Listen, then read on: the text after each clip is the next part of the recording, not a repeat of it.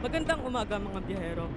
For today's video, itong ang aming occasion na first ride bilang mag-asawa pagkatapos nga namin maging busy sa aming wedding.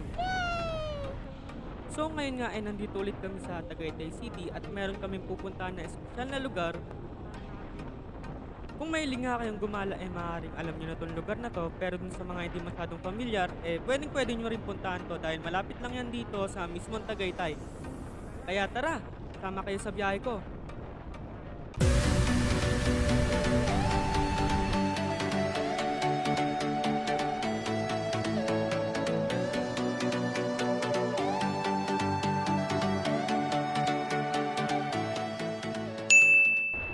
Ngayon nga ay meron tayong pupuntahan na isang espesyal na lugar na masarap tambayan at syempre, libre. Yes! Pag nakita nyo na yung signage na Talisay, lumiko na kayo dyan at dire-diretso nyo lang hanggang sa pababa.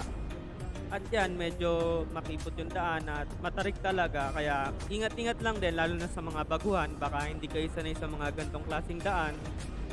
Kaya mas piliin natin na magdahan-dahan at maging disiplinado sa pagmamaneho para safe yung pagpunta natin doon. Kung mahilig nga kayo sa magagandang view, perfect para sa inyo to dahil ayan kitang-kita nyo yung tanawin dyan pababa. Ganda ng panahon. Hindi natakpan ng ulap. At yung tinutukoy ko nga dyan yung mismong Taal Volcano. At para sa mga hindi nakakaalam, itong daan na to pababa papunta dun sa may gilid ng mismong Taal Lake.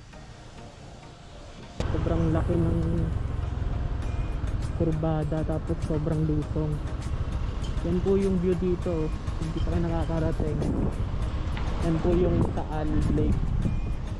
Ay bulkan. Huwag nyo pong ibabad yung preno nyo kung nakamotor o nakabike kayo kasi yung disc brake mag-iinit yan at pag nag-init mawawala na po ng kapit. Dapat po pitik-pitik lang.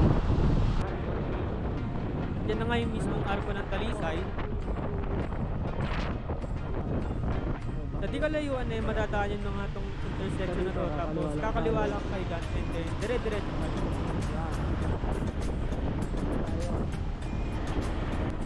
Pag nakita nyo na nga yung malaking kurbada ng pakaliwa, yan na yung mismong tambayan dyan. Hindi na pwedeng tumambay. Bakit kaya nilagyon? Wala na. Wala na mga katambay dito. Dati kasi dito kami nakatambay. Nakatambay kami dun sa parang bato na yun. Ito po, ito na tayo sa Sungay Road. Di na masyadong nakita kasi meron ng ganito. Pero dati kasi wala pwede kang makaupo dito. At ayan, yung parang magical tree, may picture kami dito maganda. Po yung view niya, kitang-kita mo yung Taal. Pag gusto mo mag-refresh o pagod na pagod ka or stress ka sa work, yan, dito magandang magtanggal ng stress. O kaya pag may problema nga, punta ka lang dito. Kasi ang sarap ng hangin, ang lamig, tapos yan, ganda ng view.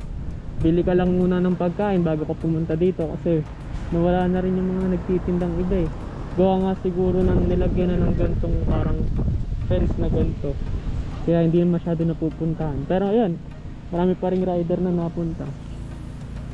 Yan, shoutout sa inyo, ingat lagi. Lahat ng bagong gamit na binigay niya sa akin, dinala ko dito. Itong bagong GoPro, ito wala pa nga akong charger kaya malalobat na ako, kaya hanggang dito na lang muna. At wala pa akong charger, di pa ako nakakabili. Kaya ayun mga biyero, kung gusto nyong magtambay-tambay, hanap kayo ng lugar na maganda yung view, walang bayad, malamig ang simoy ng hangin. Kung gusto nyo mag-unwind dito pag may problema kayo, sarap tumambay dito, nakakawala talaga ng stress. May mga partner kayo dito, magandang dali. At yan na nga, nagsimula na siyang magligalig. Pagtapos nga namin tumambay dun sa Gets, back on the road na ulit kami at napag-isipan namin na dayuin yung simbang bato dun sa may Laurel, Batangas. Yan na nga, napakagandang tanawin dito sa mismong kabilang tayo. Akala ko, imposible yung parating ko sa baba kasi pag nakikita ko nasa taas ko ng Tagaytay, akala mo sobrang layo pero yun lang pala yung Tapos daan. habang bumabiyahe ka, makikita at dadaan mo yung ganyan karaming napakaganda Hindi pala puno. dagat, lake pala yan, Taal Lake pala. Yun yung apat Yung tinuturo ko na kaya ng taas na yan, yan yung mismo Tagaytay 4D mula dito sa view sa baba.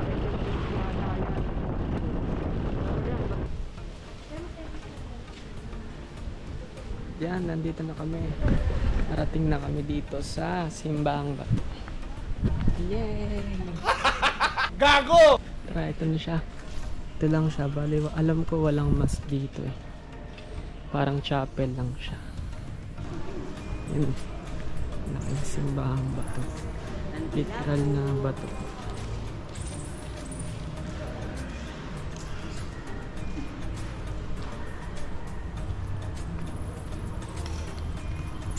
Dito nga, Nung hindi ako pagka- makapagsalita ng malakas dahil ang respeto Pagka tapos nung ECQ, medyo nagluwag-luwag.